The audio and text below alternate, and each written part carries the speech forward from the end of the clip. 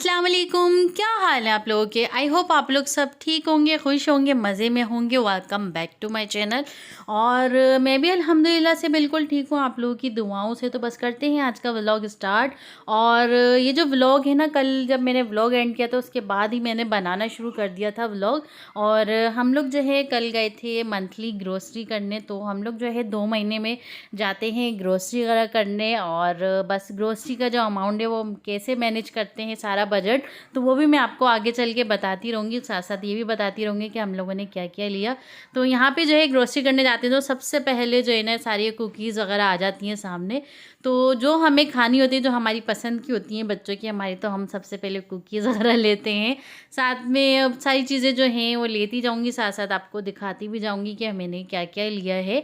और महंगाई ने तो समझे कि ऐसे एकदम बम फोड़ दिया है। और इस कदर महंगाई हो रही है ना कि क्या करें, किस तरह मैनेज करना पड़ता है। बहुत मुश्किल हो गई है आजकल के दौर में हर चीज़ को मैनेज करना।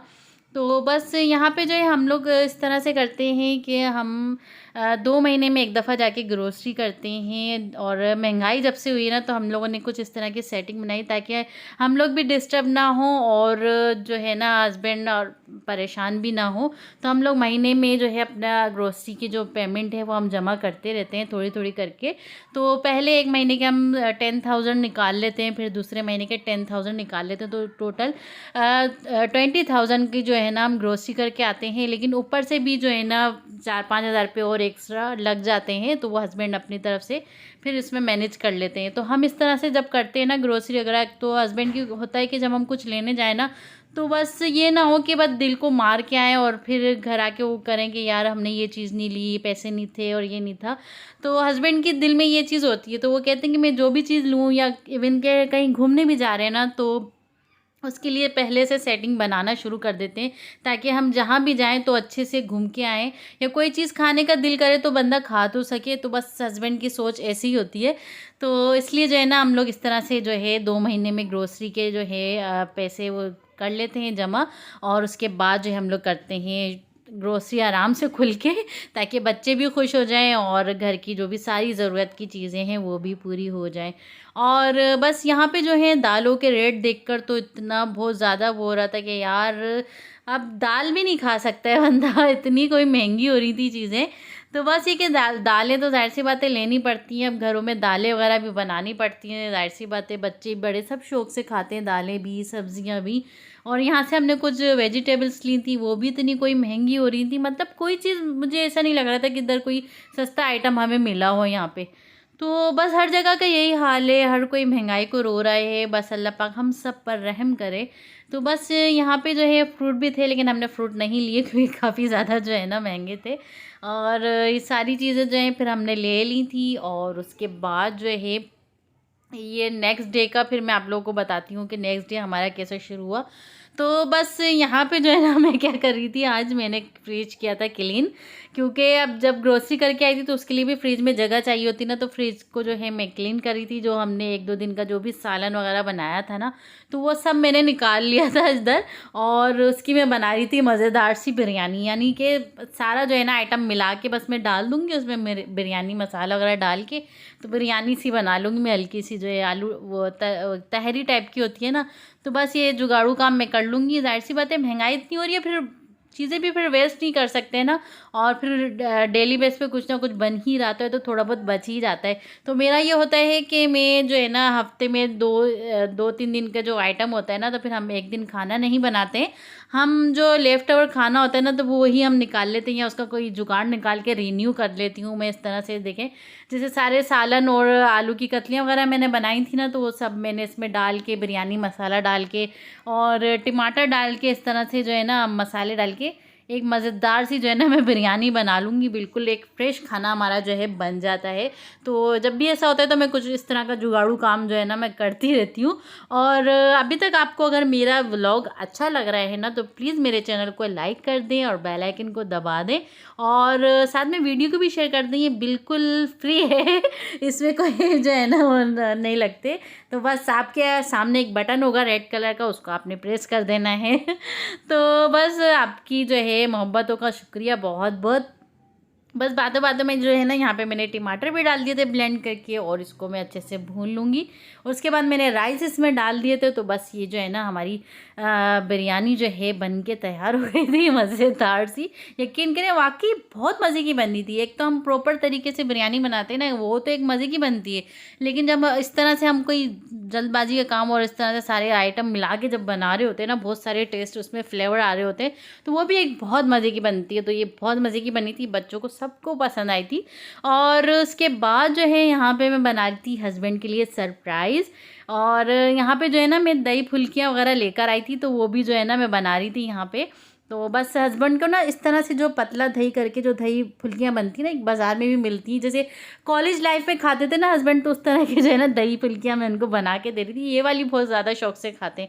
आपने मेरे पिछले जो व्लॉग्स हैं उनमें भी देखा होगा कि मैं एक ही तरह के दही बड़े जो बनाती हूँ, अगर थोड़ी भी चेंजिंग वगैरह कर देती हूँ ना, तो हस्बैंड ने खाने नहीं होती है ना, फिर वो ख़राब होके ही जाते हैं, पसंद नहीं आते उनको। तो बस उनके लिए सरप्राइज़ मैंने बना के रख दिया था। और चावल मेरे हो रहे थे दम पे। तो यहाँ पे मैं आप लोगों को दिखा देती हूँ कि मैंने क्या क्या ग्रोसरी की, क्या क्या मैंने लिया यहाँ पे। तो दालें यहाँ पे ले ली, मसाले ले लिए, और यहाँ पे देखें रेड चिली पाउडर है, इसका कलर कितना कोई प्यारा है।